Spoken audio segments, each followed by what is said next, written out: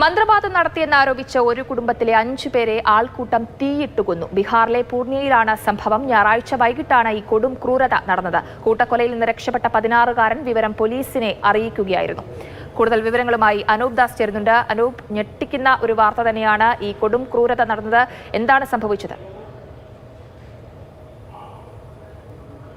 ഞായറാഴ്ച വൈകിട്ടാണ് ഈ സംഭവം ഉണ്ടായത്. പൂർണിയ എന്ന് പറഞ്ഞിട്ടുള്ള സ്ഥലത്ത്, അവിടെ ഒരു ഗ്രാമത്തിൽ 2 ദിവസം മുൻപ് ഒരു കുട്ടി മരിച്ചിരുന്നു. കൊല്ലപ്പെട്ടതാണ് എന്ന സംശയം നാട്ടുകാർക്കുണ്ടായിരുന്നു. ഇത് മന്ത്രവാദത്തിൻ്റെ പേരിലുള്ള കൊലയാണ്, മരണമാണ് ഈ കുട്ടിക്കുണ്ടായത് എന്ന സംശയത്താലാണ് ഒരു കുടുംബത്തെ ആക്രമിക്കാൻ ആൾക്കൂട്ടം ഒരുമിച്ച് തീരുമാനിച്ചത്. അവർ ഒരുമിച്ചെത്തി ആദ്യം അക്രമം അഴിച്ചുവിട്ടു. അതിനുശേഷം ഡീസൽ ഒഴിച്ച് കത്തിച്ചു എന്നാണ് ഇപ്പോൾ പോലീസിനോട് ചില ആളുകൾ നൽകിയിട്ടുള്ള മൊഴി. നമ്മൾ മനസ്സിലാക്കുന്ന പ്രകാരം ബാബുലാൽ, ഒപ്പം തന്നെ കാന്തോദേവി, ബാബുലാലിൻ്റെ അമ്മയാണ് കാന്തോദേവി. ബാബുലാലിന് 50 വയസ്സ്, അമ്മയ്ക്ക് 70 വയസ്സ്. ബാബുലാലിൻ്റെ ഭാര്യ സീതാദേവി, ഒപ്പം തന്നെ മകൻ 25 വയസ്സുള്ള മഞ്ജിത് കുമാർ, മകൾ റാണി ദേവി എന്നിവരാണ് കൊല്ലപ്പെട്ടത്. 16 വയസ്സുള്ള ബാബുലാലിൻ്റെ ഒരു മകൻ രക്ഷപ്പെട്ടിരുന്നു. അവനാണ് ഇങ്ങനെയൊരു കൊടും ക്രൂരത നടന്നു എന്ന വിവരം പോലീസിനോട് അറിയിച്ചിട്ടുള്ളത്.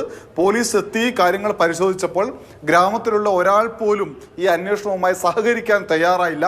പക്ഷേ സാഹചര്യ തെളിവുകൾ, ഒപ്പം തന്നെ ഈ മൊഴിയെല്ലാം പരിഗണിച്ചുകൊണ്ട് 3 പേരെ പോലീസ് കസ്റ്റഡിയിലെടുത്തിട്ടുണ്ട്. ഇവർ പ്രതികളാണ് എന്ന് തിരിച്ചറിയുകയും ചെയ്തു. എന്തായാലും മറ്റാളുകളെ കൂടി ചോദ്യം ചെയ്യാനും അന്വേഷണം മുന്നോട്ട് കൊണ്ടുപോകും. ആ കുട്ടി എങ്ങനെയാണ് രക്ഷപ്പെട്ടത്? കാരണം ബാക്കിയുള്ളവരെല്ലാവരും കൊല ചെയ്യപ്പെട്ടിരിക്കുകയാണ്. അപ്പോൾ ഈ കുട്ടി എങ്ങനെയാണ് രക്ഷപ്പെട്ടത്?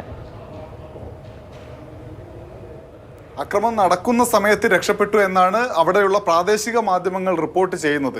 എന്തായാലും നമ്മൾ ഇത്രയൊക്കെ കാലം കേട്ടുകൊണ്ടിരുന്നത് മന്ത്രവാദത്തിൻ്റെ പേരിൽ മന്ത്രവാദത്തിന് വേണ്ടി ആരെങ്കിലും കൊലപ്പെടുത്തിയതിൻ്റെ വാർത്തയാണിത്. മന്ത്രവാദം ചെയ്തു എന്നതിൻ്റെ പേരിൽ അവർ ചെയ്തു എന്ന ഉറപ്പൊന്നും നമുക്കില്ല. എന്തായാലും അങ്ങനെ ആ ഒരു കാര്യം ആരോപിച്ചുകൊണ്ടാണ് ഒരു കുടുംബത്തെ ആകെ കത്തിച്ച് കൊലപ്പെടുത്തിയിരിക്കുന്നത്. തീർച്ചയായിട്ടും അനൂപ്, ഒരു മന്ത്രവാദം നടത്തിയെന്നൊരു ആരോപണം മാത്രമാണുള്ളത്. അതിനുള്ള തെളിവുകളൊന്നുമില്ല. അപ്പോൾ ഈ നാട്ടുകാർ, അവിടെയുള്ള ആളുകളൊന്നും സഹകരിക്കുന്നില്ല എന്ന് പറയുമ്പോൾ അത് അന്വേഷണത്തെ സ്വാഭാവികമായിട്ടും വളരെയധികം പ്രതികൂലമായി ബാധിക്കില്ലേ?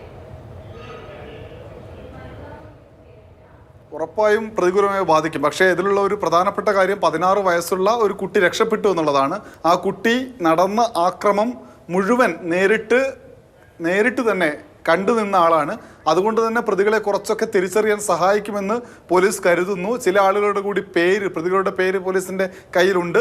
അവർക്ക് വേണ്ടി തിരച്ചിൽ നടക്കുകയാണ്. ആൾക്കൂട്ട ആക്രമണം ആണ് ഉണ്ടായിരിക്കുന്നത്. എന്തായാലും ഞെട്ടിപ്പിക്കുന്ന ഒരു സംഭവം ബീഹാറിൽ നടന്നു എന്നതാണ് ഇതിലെ വിഷയം.